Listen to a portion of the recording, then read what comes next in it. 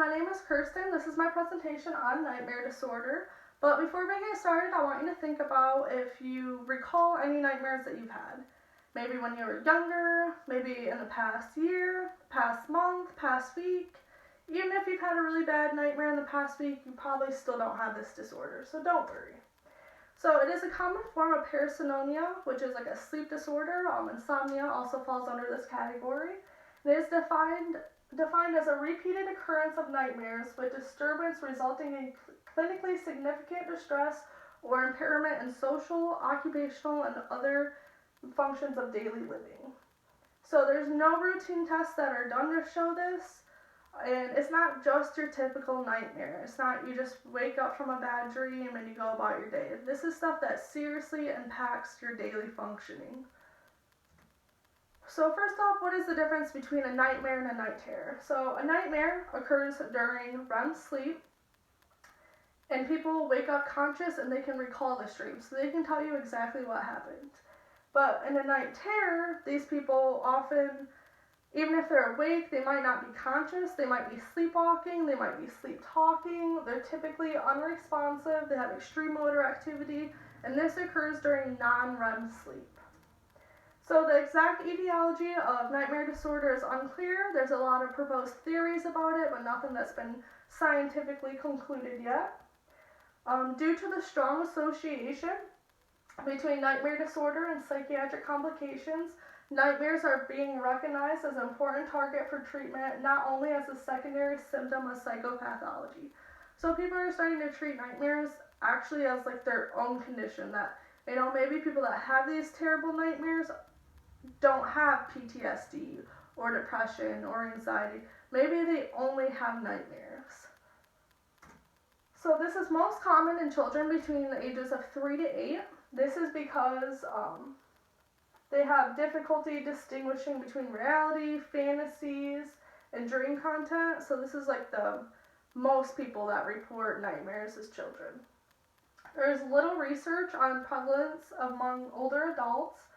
While nightmares are relatively common, nightmare disorder actually isn't. It only occurs in about less than 5% of the population and is often correlated with other mental health conditions. Nightmares are prevalent about 30% in mood disorders, 15% anxiety disorders, 66% post-traumatic stress disorder, and 31% personality disorder. So like I said, it occurs during REM sleep. It's a very vivid dream that awakens them, causes them to have low energy, fatigue, problems with depression and anxiety. They might have resistance to go back to sleep. They have this constant fear and anxiety of this dream that now they don't even want to go to sleep. They may have suicidal thoughts or attempts, and they have a lot of problems correlated with memory and concentration. So it's most likely occur in the second half of the night. This is due to the REM sleep. It is more persistent if a family member has this disorder or any other sleeping disorder. Not a ton of information on it, but it's typically associated with another disorder. So here I have a little video.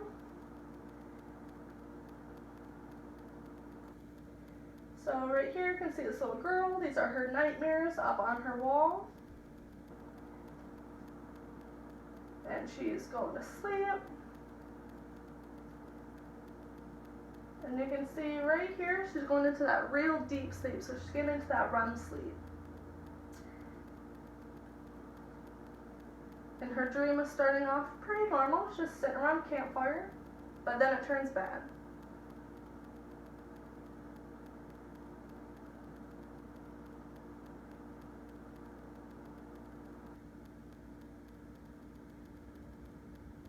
So she wakes up completely startled. Her dad comes in to see what's going on, and you can see here she can clearly recall everything that happened in her dream. She's telling her dad exactly what happened.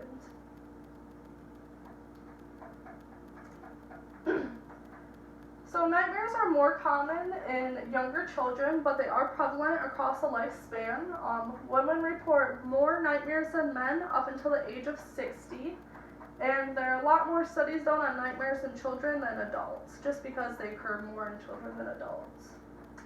Some related disorders and risk factors. So a lot of people that have nightmare disorder have a lot of underlying issues. such as PTSD, that is like one of the major ones, anxiety or depression, other sleep disorders, or mental health problems. It is also proven that people that have a lot of stress might tend to have more nightmares than people that don't. So some medical management. So they have imagery, rehearsal therapy. So basically they would tell a therapist like what exactly happens in their dream. They would write it all out, lay it out, maybe draw pictures. And that therapist is going to help them to reverse the dream and, you know, something positive, to change the ending of it, to make it so that they're not so afraid of it. And then maybe that image will stick in their head, and then when they have this nightmare, that's what they'll think about. It is a cognitive therapy, so there's other cognitive therapies that you could use also. Prozoin is a medication. That was like the only major medication that they would prescribe for that. They have examined other ones, such as Clydodin, Trazodone, and Risperidone, but they haven't been proven as effective. So some local community support groups, I couldn't find any that were related just to nightmare disorder, but these ones is an adult group anxiety disorder located in Grand Rapids, Michigan. A lot of people that have this have anxiety. There's a stress reduction and stress management in Bloomfield, Michigan.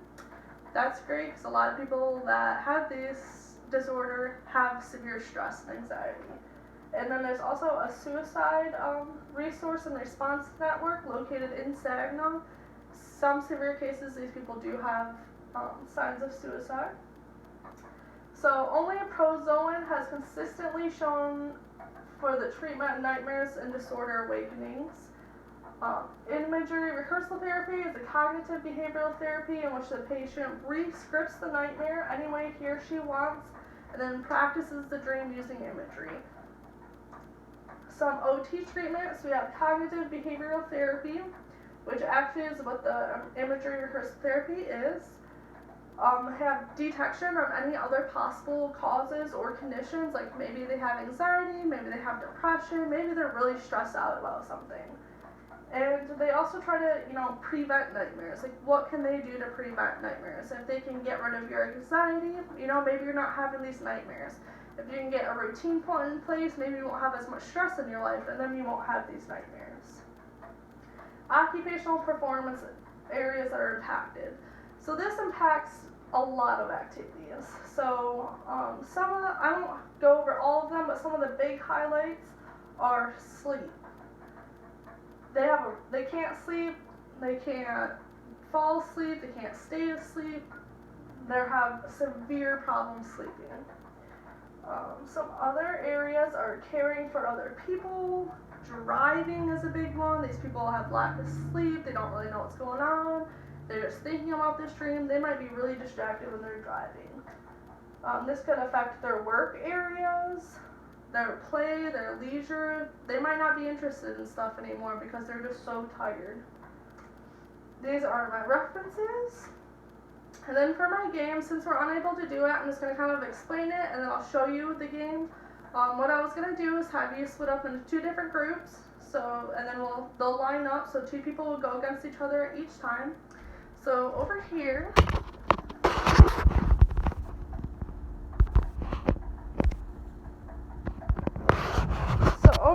I have cards that have nightmares on them. This is stuff that people might have bad dreams about: being trapped, alarm not going off, falling, being late. And on the back of each card is a question.